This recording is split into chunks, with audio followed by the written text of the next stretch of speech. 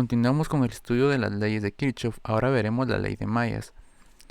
Vemos el mismo circuito, lo vamos a resolver por este método y compararemos los resultados. Una malla es un circuito cerrado o una trayectoria cerrada.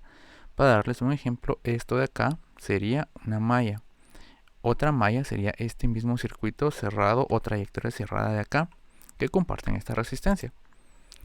Primero lo que tenemos que hacer es nombrarlas. Vamos a decir que esto es la malla 1 y esto es la malla 2. También tenemos que darle sentido a las corrientes. Como sabemos, esto lo suponemos, pero siempre es bueno ver las fuentes y ver qué fuente entrega más corriente, se produce más corriente, para poder definirlas de la manera más correcta. Si lo hacemos al otro lado, digamos que esta corriente suponemos que va para acá, pero va para el otro lado, lo que va a pasar es que el resultado de la corriente nos va a salir negativo. La magnitud va a estar correcta, pero el resultado va a ser negativo. Vamos a ponerle nombre a las resistencias y ahora vemos que la ley de Kirchhoff dice que la sumatoria de voltajes en la malla que estamos trabajando es igual a 0. ¿Y cómo logramos esto? La sumatoria de las fuentes que encontramos en esta malla es igual a las caídas de voltaje en las resistencias o los valores de voltaje en cada una de las resistencias. Podemos verlo acá. Sumatoria de voltajes de las fuentes, estas fuentes que están acá y estas que están acá, es igual a I por R, la sumatoria de los voltajes. Vamos a trabajar la malla 1. La malla 1 va a ser estas 4 caídas de voltaje. Tenemos esta trayectoria cerrada y en esta trayectoria cerrada vemos 4 caídas de voltaje. Esta fuente es una caída de voltaje y cada una de estas 3 resistencias tiene un voltaje. Entonces vamos a comenzar. La sumatoria de las fuentes es igual a las caídas de voltaje en las resistencias. Y esto lo vamos a trabajar de la siguiente manera. Usando la ley de Ohm vamos a tener esto, que el voltaje es igual a la corriente por la resistencia. Como vamos a trabajar voltajes, tenemos que aplicar esta fórmula de acá. Primero vamos a trabajar la parte de sumatoria de las fuentes. Vemos que la única fuente que aparece en esta malla es esta de acá. Y otra vez, notamos que esta parte de acá es el negativo, esta parte es el positivo, significa que la fuerza que esta fuente le está dando al circuito va hacia arriba. Pero nosotros definimos que la corriente iba hacia abajo. Como definimos esa corriente así, vemos que estas trayectorias son contrarias. Entonces esta fuente la vamos a considerar negativa.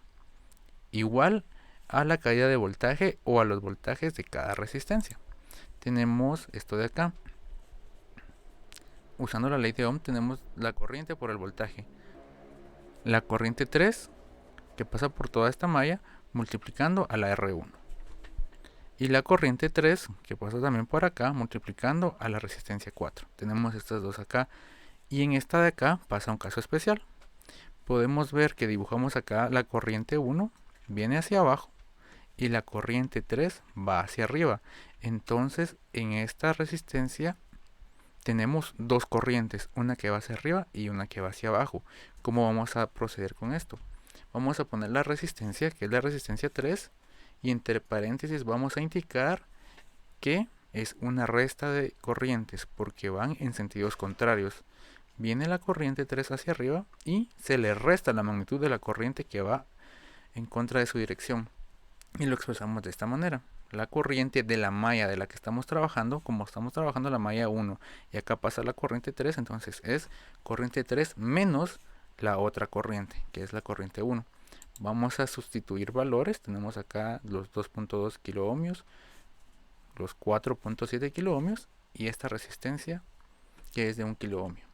Y acá vemos que la trabajamos. La multiplicación de esto por esto nos da esto que tenemos acá, un K por la corriente 3, y la multiplicación de esto por esto, negativo, tengamos en cuenta que es negativo, nos da 1 kilo por I1.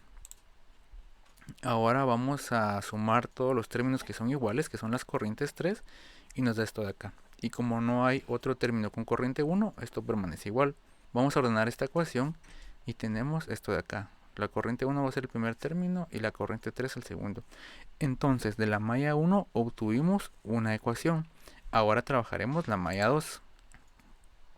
La malla 2 es esa trayectoria de acá y tenemos que hacer lo mismo. La sumatoria de las fuentes es igual a la caída de voltaje en cada una de las resistencias. Otra vez tenemos que aquí solo existe una fuente y en este caso este es el negativo, este es el positivo de la fuente. Significa que la fuerza que ésta aplica va hacia arriba, y como definimos a la corriente hacia arriba, tenemos aquí la corriente 1 va hacia arriba, entonces van en la misma dirección, lo ponemos con signo positivo. Y tenemos la caída de voltaje en la resistencia 2 y la caída de voltaje en la resistencia 3. Pero acá también tenemos la misma situación. Vemos que la corriente 1 viene hacia abajo y como definimos que la corriente eran 3 en este sentido, la corriente 3 va hacia arriba, es otra resta. Y lo podemos ver acá. Corriente 1 por resistencia 2. Esta es la primera caída de voltaje más la otra caída de voltaje. La resistencia 3 por la corriente. ¿Y qué corriente tenemos acá? Es la corriente 1 menos la corriente 3 que va en el sentido contrario. Es menos porque va en el sentido contrario. Si de alguna manera al proponer las direcciones de las corrientes las dos fueran para arriba, entonces fuera un signo más. Pero como van en sentidos contrarios, es un signo menos. Sustituimos valores. Lo tenemos acá. Esta resistencia multiplicando la corriente 1 y esta resistencia multiplicando a la resta de estas corrientes.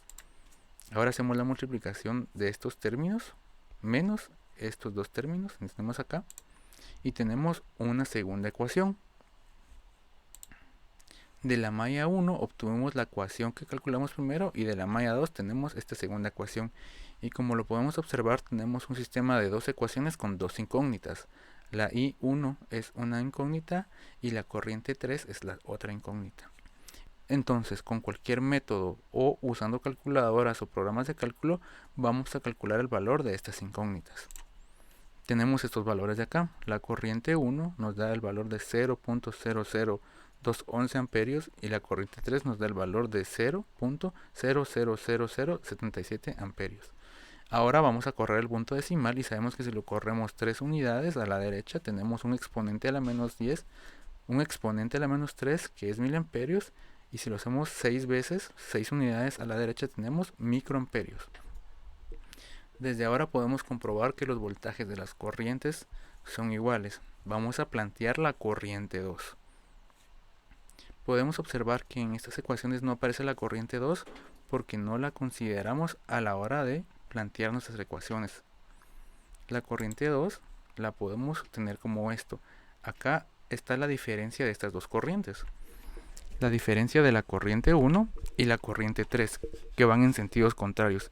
Si fueran en el mismo sentido, sería la suma de estas corrientes. Entonces tenemos que la corriente que va para acá, I2, que está en esta rama de acá, es la resta de I1 menos I3. ¿Y por qué la resta? Sabemos que este voltaje es mayor y va a producir más corriente y esta corriente es menor.